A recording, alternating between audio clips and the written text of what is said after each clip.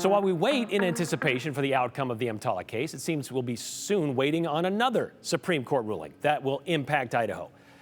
They won't get to it this term, which is supposed to end at the end of this month. But coming up in October, the justices have agreed to hear a case out of Tennessee based on a law the volunteer state copied from the gem state. Okay, so Joe Paris is here now. So how does that come into play here? Well, when you have, I guess, laws that are basically the same and then they're in different states, whatever decision is made on them is going to impact the vast majority of them. So again, the Tennessee law being challenged is essentially what the state of Idaho currently has on the books. That is a ban on hormones, puberty blockers, and other gender-affirming care for minors. Originally brought as House Bill 71 in 2023, legislation bans gender transition care that involves medication or surgeries. The Tennessee case, set for the Supreme Court examination, it's basically the same law. So if the Supreme Court found it would be unconstitutional, Idaho's would be unconstitutional as well. Consistency.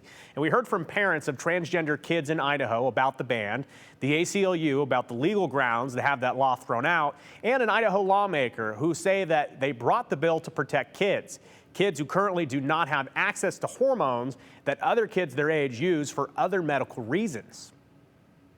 It's a terrifying thing to think that your government has created a hostile medical environment for your kid.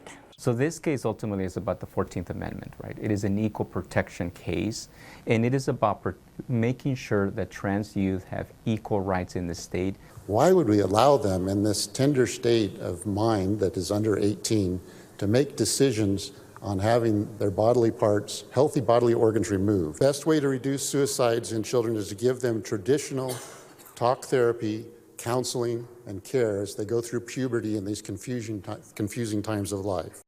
So how widespread is this entire topic? Well, just last week, the state of South Carolina became the 25th state to adopt a law restricting or banning gender-affirming medical care for transgender minors. So it's a nationwide discussion. Half the states have something on the laws about it. And it does vary, though, greatly from state to state in terms of what the actual arguments are. But, Brian, speaking of arguments, those are expected in the fall, probably about October, and a decision on this whole case from SCOTUS would basically be a year from now. A major note, though, if you missed it previously, back in April of this year, the United States Supreme Court allowed Idaho's law to continue and become active after it was paused by a federal judge here in Idaho. And I've seen questions about this as the story has come out today here in Idaho and across the country. This is not just talking about surgeries, as we highlighted. Yeah. This is about... That's not happening in Idaho anyway. Gender hormone... Exactly. And actually, let's touch on that for a second, because if you do the research and you talk to the medical professionals, we have not been able to find any transgender minors in the state of Idaho that have ever had a transitional surgery. Right. What a lot of folks would say, you know, is going too far, whatever.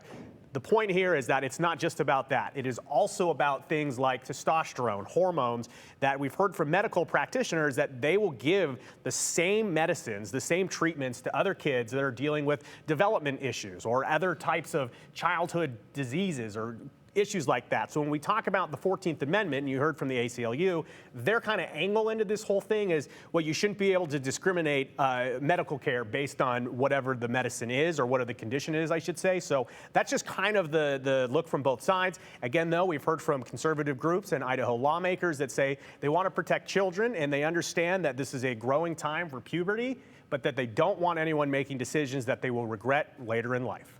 All right. There's also another decision we're waiting that could have an impact on Idaho. The Grants Pass decision could be coming from SCOTUS by the end of this month as well. Wednesday, Thursday, or Friday are, I believe, the final decision days, as the Supreme Court will wrap up by the end of June. When they head into July, they're on summer break. So we'll keep you posted. Thanks, Joe. All right. Well